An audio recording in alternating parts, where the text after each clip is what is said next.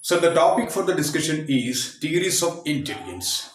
The first theory given by Edward Lee Thorndike.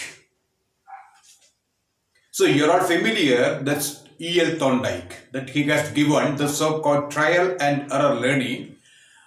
Besides the so-called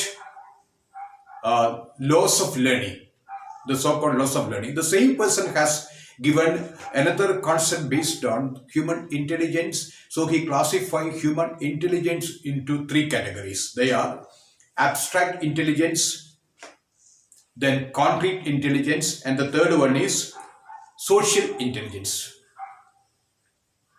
Then what do you mean by that concrete intelligence? So he classified human intelligence into three categories: abstract, concrete, and social. Then the term concrete intelligence means ability to comprehend actual situation. Ability to comprehend actual situation is known as that concrete intelligence.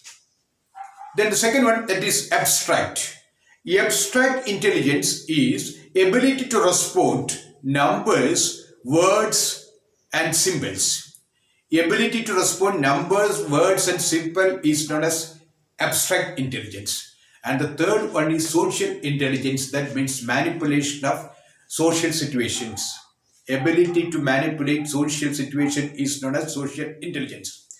So in short, the Thorndike theory of intelligence is popularly known as anarchic theory of intelligence. The next important theory was given by Charles Spearman. Spearman was considered to be a British psychologist. So he adopted a particular technique known as factor analysis. Factor analysis, that means application of statistical principles in the field of psychology. The techniques adopted by Spearman was factor analysis. Based on that particular approach, so he defined human intelligence is the product of two important parts. That is why the theory came to be known as two factor. That means intelligence is the product of two factor. They are G factor and the S factor. Therefore, according to Spearman, the performance of a person is equal to G plus S. That means G factor and the specific factor, that is S factor. So remember that G is considered to be the most common factor.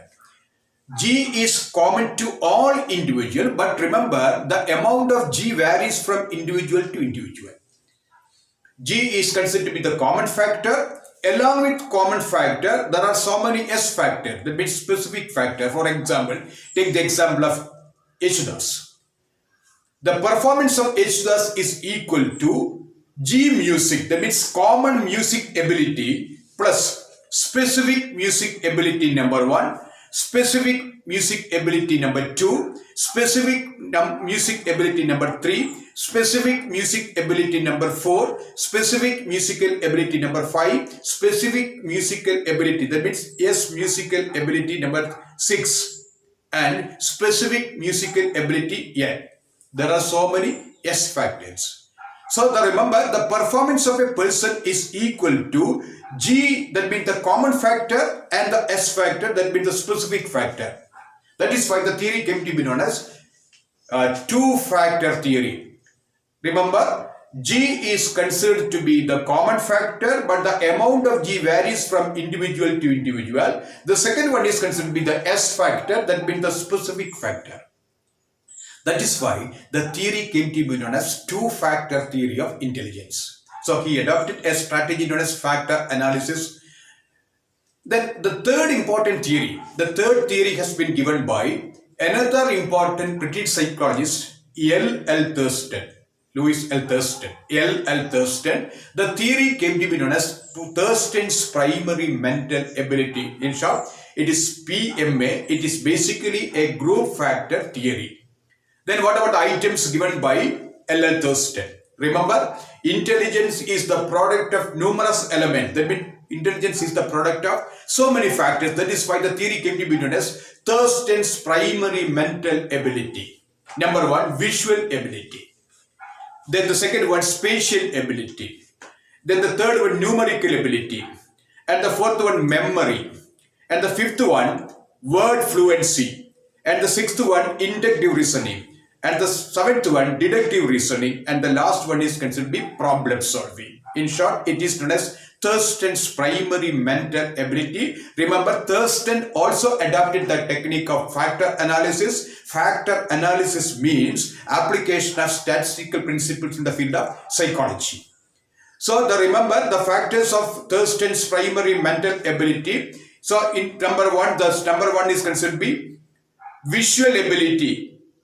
That means manipulation of visual skill, visual ability. Then spatial ability, that means manipulation of object in space, spatial ability. Visual, spatial. Then numerical ability, that means manipulation of number. And remembering the learned fact, that is memory. Visual, spatial, numerical ability, memory, and the language ability is considered to be word fluency. Then inductive reasoning, deductive reasoning. You are familiar with that concept. General to particular, particular to general. Inductive reasoning, deductive reasoning. The last category is considered to be problem solving. So in general, the theory can be known as group factor theory. That means intelligence of a person is not based on any unitary factor, but multiplicity of factors. That is why the theory can be known as group factor theory of Thurston's primary mental ability.